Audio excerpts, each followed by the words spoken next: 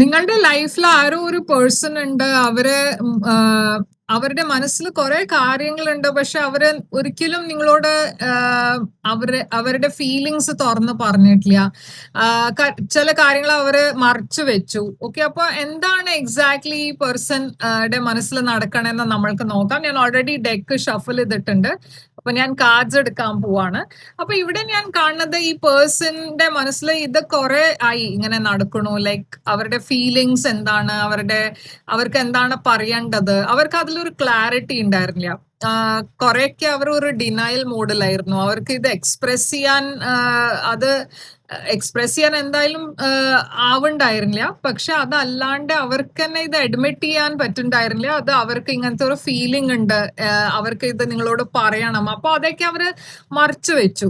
ഇപ്പൊ ഞാൻ കാണുന്നത് എന്താ വെച്ചാ, എവിടെയോ അവരുടെ ലൈഫിൽ ഒരു ബാലൻസ് വന്നിട്ടുണ്ട്. അവർക്ക് ഇപ്പോ കാര്യങ്ങൾ മുമ്പോട്ട് കൊണ്ടുപോകണം എന്നുണ്ട്, ഫ്ലോയിൽ പോകണം എന്നുണ്ട്. അപ്പോ അവരുടെ ഉള്ളിൽ തന്നെ ഒരു ഹീലിംഗ് എനർജി വന്നിട്ടുണ്ട്. അപ്പോ അതുകൊണ്ട് ഇപ്പൊ അവര് നിങ്ങളോട് കാര്യങ്ങൾ തുറന്ന് സംസാരിക്കാൻ വേണ്ടിയിട്ട് റെഡി ആയിരിക്കണു.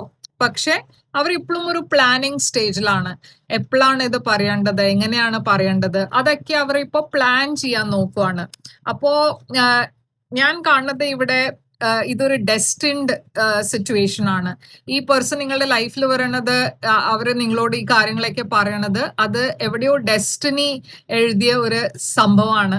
ആൻഡ് ഇത് ഉണ്ടാവാൻ പോകുന്നുണ്ട്. പക്ഷെ എല്ലാവർക്കും അത് ഒരുമിച്ചല്ല ഉണ്ടാവും. ഓക്കെ, ചിലവർക്ക് ഒരു ആഴ്ച എടുക്കും, ചിലവർക്ക് ഒരു മാസം എടുക്കും.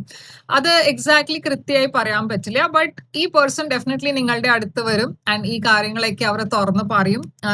ആൻഡ് എന്താണ് അവർ പറയാൻ നോക്കണേ? I love you unconditionally. അതാണ് അവർ പറയാൻ നോക്കണത്.